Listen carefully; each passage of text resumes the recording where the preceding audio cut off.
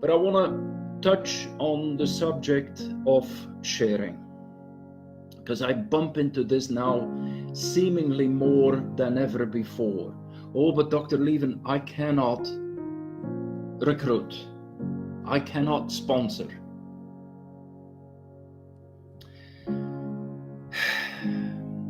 Okay, let's chop it up in small parts. First of all, sponsoring, introducing people is the highest paid profession or activity on the internet.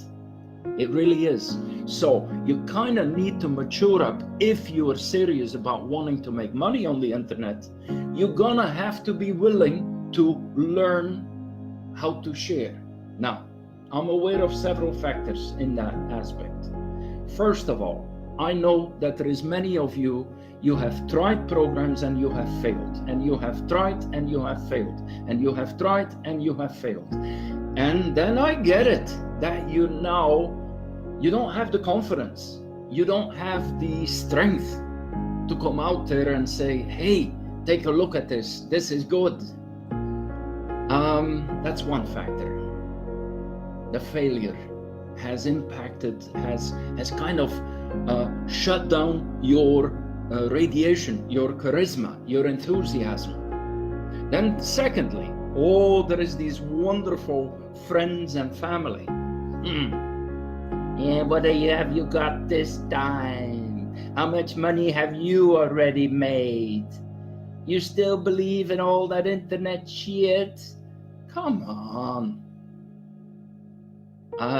Most strangers will be nicer to you than these kind of friends. So you have to ignore them. As a matter of fact, the only time you should contact them is once you've made your first $1,000 or your first $10,000, and then say, look at this, they're paying me again. You'll see green coming out of their head and their eyes of jealousy. And at that point, the smart ones of your friends and family are going to say, could you get me into this as well? So, another point about sharing. Sharing is not trying to convince or trying to sell. I will repeat that. Sharing is not trying to convince or trying to sell. I think the MLM industry has made a big mistake with that, because they've wanted to turn everybody into a salesperson. And I hope today that I'm not going to do this here. I hope in this message you hear passion, but you don't hear instruction of, you need to go tell people so many per day. No. Here is how I do it. And I've been doing this now for 20 years in the home-based business. And I think I've been pretty much doing it my entire life, which is when I discover something of value, you will not be able to hold me back from sharing it. Let me give you an example. In Belgium, I knew about chiropractic because thanks to chiropractic, I'm not in a wheelchair. Well, at age 10, I made the decision, once I grow up, meaning 18, I was going to learn that profession. That's what I was going to do. So by the time I had learned the profession, I went back to Belgium, and this is in the days they were still putting chiropractors in jail. But that did not stop me from giving lectures to the public about the benefits of chiropractic. And yeah, we had the secret police and the judiciary police barge into my clinic, 14 suited people all at the same time. I remember over 50 patients were in the waiting room. They all had to give their passport. And it was accusation practicing medicine without a license.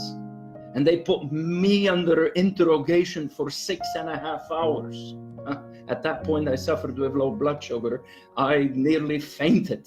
6.5 hours of questions and questions, all questions to try to lead me into kind of saying that I was practicing medicine without a license. Believe me, I wasn't, and I'm not, and I will never be. And I'm not against medicine, except that's not what I want it to be. There is a place for medicine, and then there is a place for alternatives, good alternatives. So already there, it was in my blood to want to share.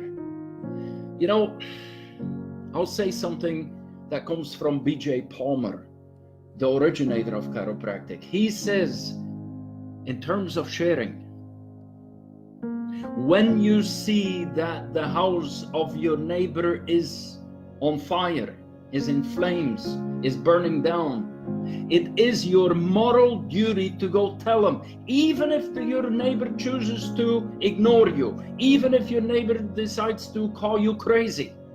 Like, why are you disturbing me?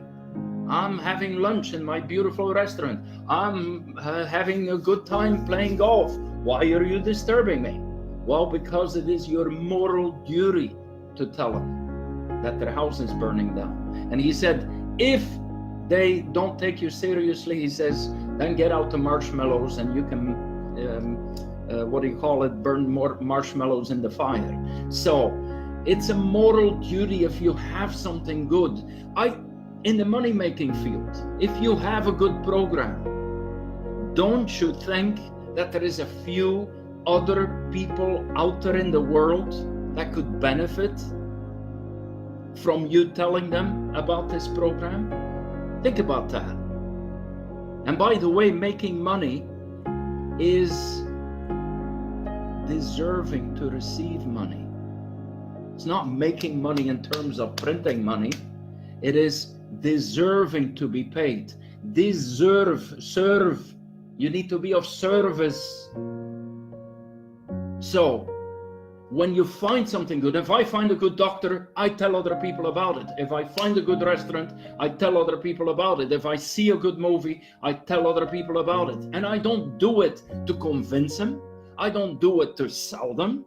I just share it. As a matter of fact, they can do whatever the heck they want to. It's their choice. My job is not to convince them or to sell them. So when you say, I don't want to sponsor, think about it. Is it because you hate the program you're in so much you wouldn't want to tell even a stranger about it?